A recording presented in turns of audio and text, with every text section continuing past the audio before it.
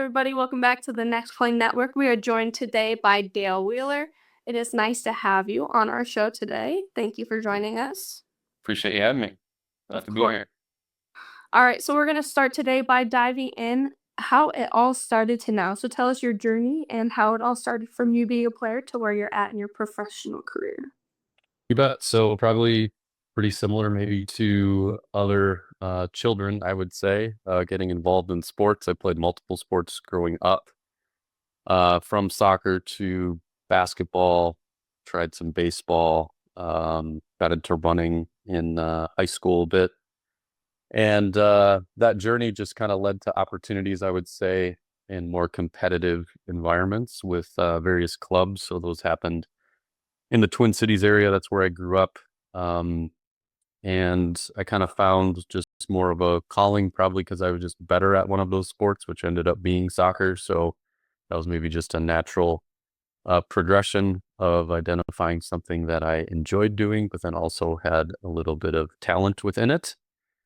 And kind of a very common path, did like a club experience with the soccer club. And because of those opportunities with the club, was able to become identified through recruiting to play college soccer, and had a lot of various opportunities as far as where I could have gone.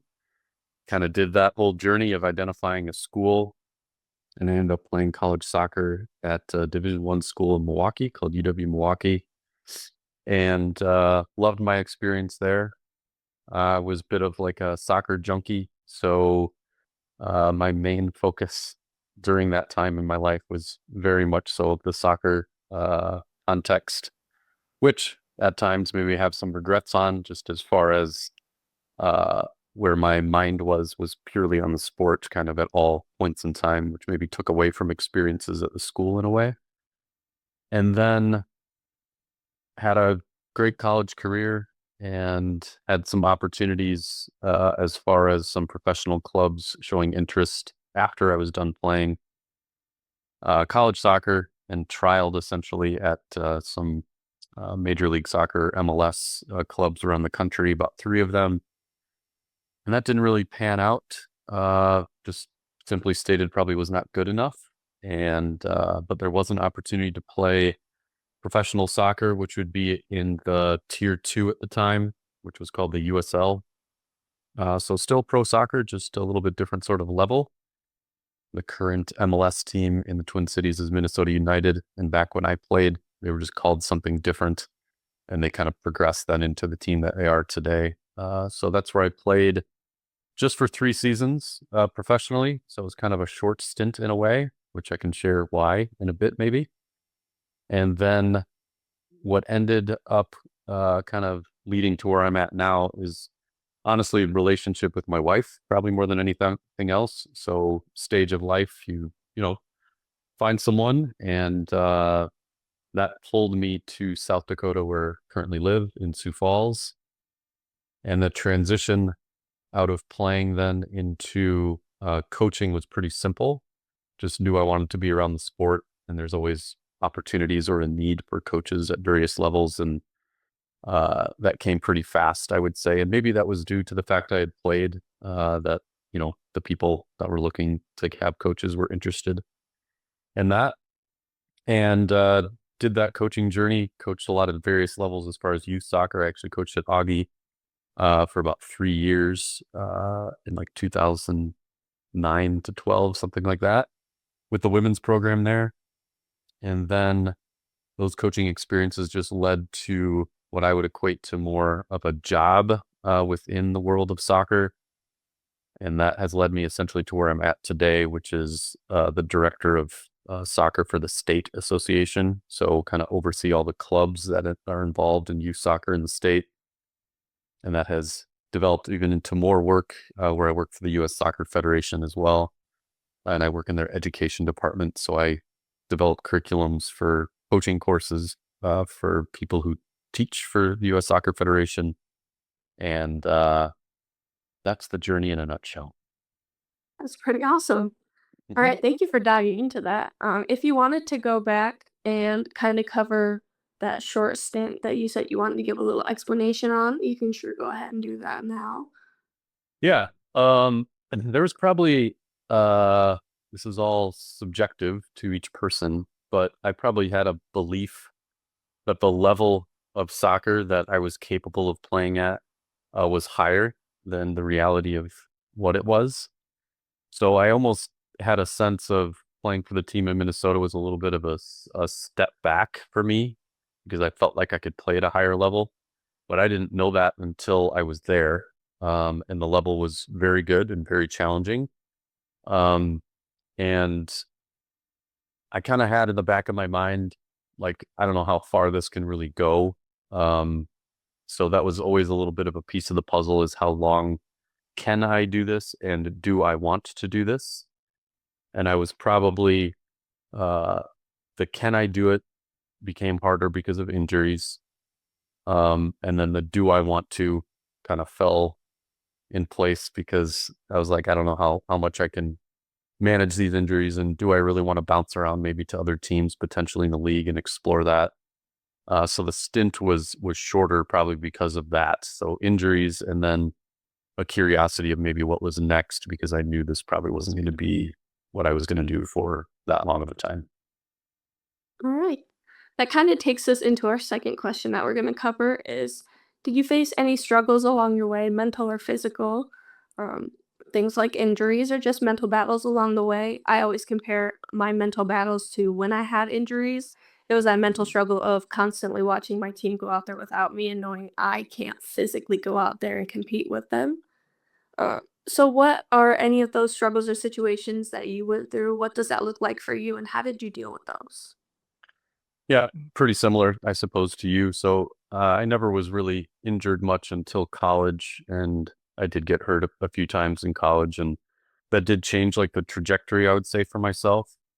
Um, and mentally, yes, of course, it was difficult, right? You hurt, and you're watching other people do it, and there's maybe like a little bit of resentment in a way as well. And probably like looking back on it, there's probably some regrets on how much I put into returning.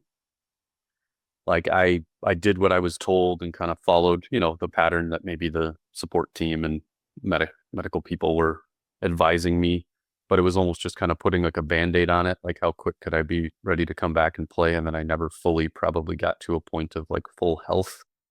Um, and then more mentally than physically was when I played for the 3 years with Minnesota. Was I was always probably just on the outside a bit looking in. Like I played, but I wasn't like a consistent, start every single game that I was there, right? They would come in stints as well. And the level, there were very good players, but the difference in that professional organization is a lot of players, it's very almost like self-serving in a way. And what I mean by that is the money wasn't a lot, right? So like a lot of the contracts that you were on were like incentive based in a way, as far as how many games you played or goals you scored or minutes, etc. So a lot of the players that I was around were playing in a way for themselves. It didn't have this kind of team feel behind it. And I kind of struggled with that mentally, I suppose, because then I kind of fell in the similar trap of like, hey, if that's not going to be the case, this kind of unified group, then I was just kind of doing the things that I wanted to do for myself. Um, and it became I was probably just content in a way as well. Like, hey, this is kind of who I am as a player, and I'm okay with my position and place in the team as far as maybe the minutes I was getting. So I kind of maybe regret a little bit of those moments to not maybe have a bit more like internal desire and motivation to like really fight, probably. So That's fair. I feel like a lot of people have those moments that they don't necessarily talk about of kind of like you mentioned before of feeling like you have the ability to do more than what your actual ability is. So kind of just having those blinders on in a For way. sure. Yeah, absolutely. Our next question is, what is the hardest part about no longer being a player? So when you had that transition of going from being that competitor and being that player to no longer being to participate despite having basically grown up doing this your whole life or a majority of it, how did you handle that transition and what are some of the things that you went through in that process? Yeah, to be honest, it wasn't that hard for me. I kind of knew where I was at in life, and I was like, this is okay. The most important thing is that I wanted to just be around the game. So because of that, I didn't feel like, this pull mentally of like, gosh, I wish I was playing. This is so hard to transition now out of the game. It was more like, okay, I can still give back to the game in a way that fits with what I'm interested in and want to do, but don't have to be a player necessarily to do that. So thinking about, the influence that other people had on me as a player, and then that whole cycle of, hey, well, if I can take that and then now go pursue helping other people with their experiences, that was a pretty simple transition. I will say in coaching, probably a challenge at the beginning for me is that a lot of the references that I would use to teach players the game was about my experience as a player, which doesn't really go too far with a youth soccer player because they don't have any context about that at all. They're just thinking about themselves and who they are and what they need. So it was more, that was a challenge for me to connect with players because I would talk about things I had done or would do or could do or show them that. And that was like a disconnect. So that was a little bit of a light bulb moment at times too when I started coaching the game to not necessarily reference my own experiences. That's a very good point. As a coach, I've honestly never kind of thought about it that way. Hmm. Um, I've explained it in some sense of being the person I needed, but that puts a new perspective to it of they don't need who I needed, they need who they need. So that's a good 100%. good to add to it. I appreciate that. Hmm. All right, diving in, what would you say are some of your most influential or motivational moments along the way? Yeah. I think there are some performance-based inspirations or motivations, and then there are relationships with other people that have been motivators.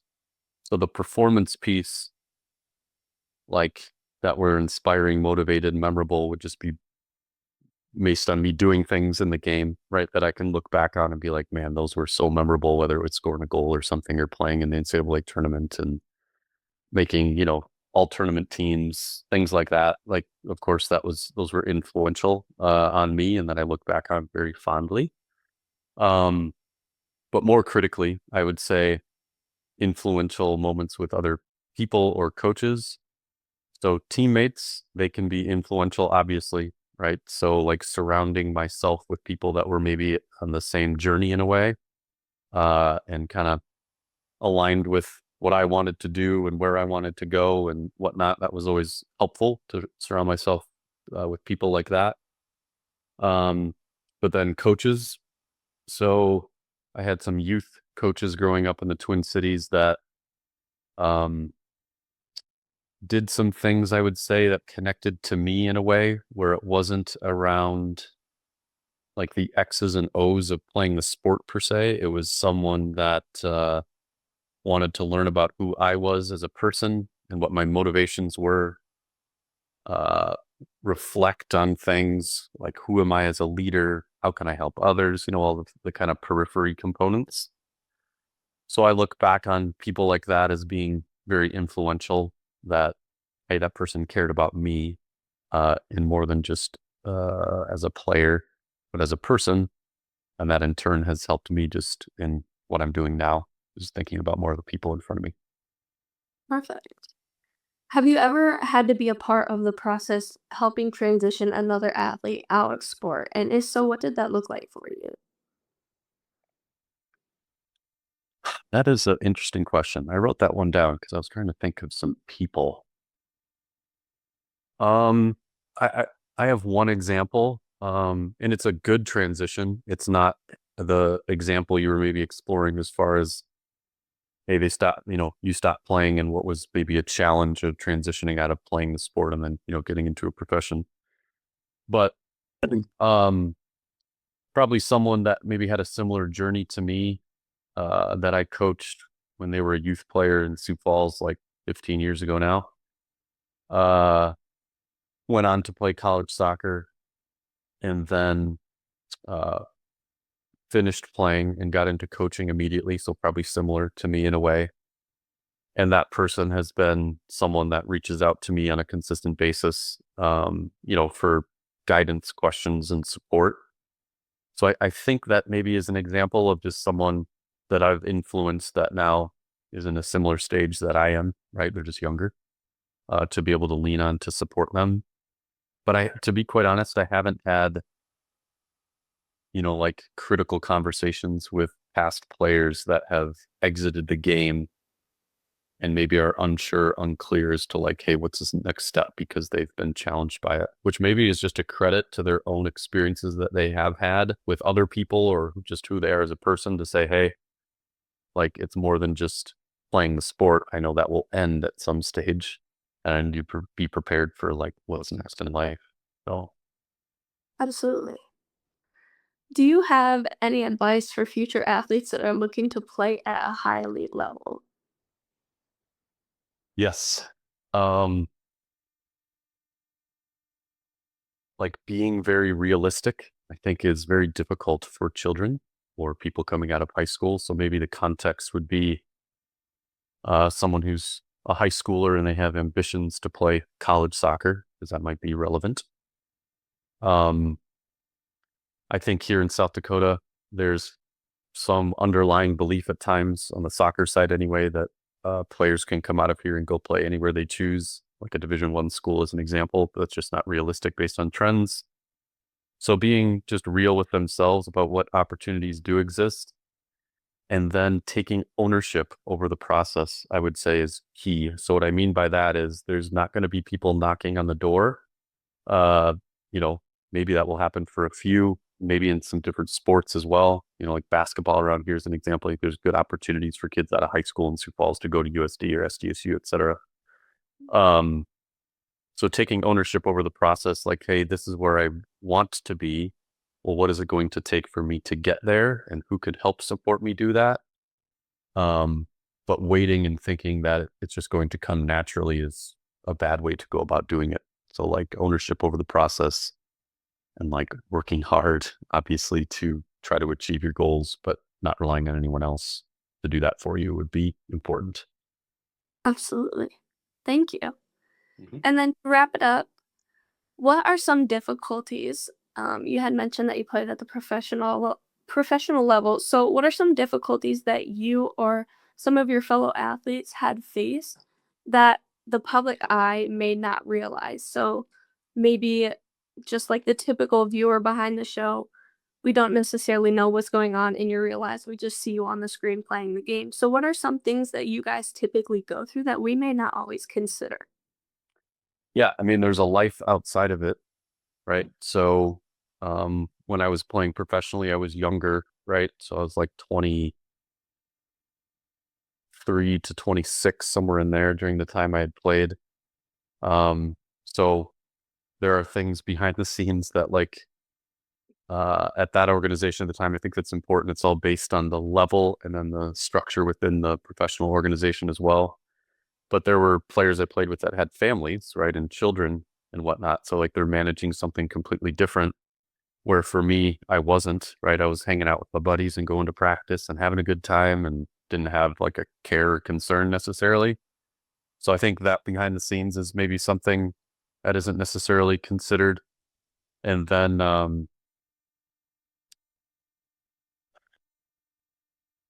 I would say at that level, it's not like luxurious either, you know? It's like how can I describe it? Like there are gaps, so to speak, in what like that professional organization maybe looked like at the time, right? Where it wasn't like you showed up and had like, 10 people supporting everything you were doing, right? You had to kind of like do your own thing and manage yourself probably in a way where I know now, of course, the landscape has changed. So teams in the MLS or NWSL, the professional men's and women's teams in soccer in our country now are like very well established and have that support.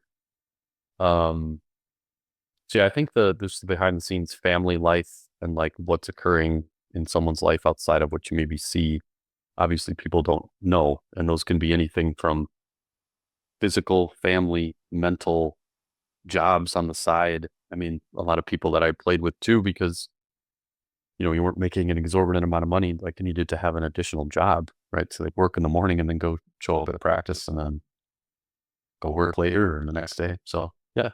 Yeah.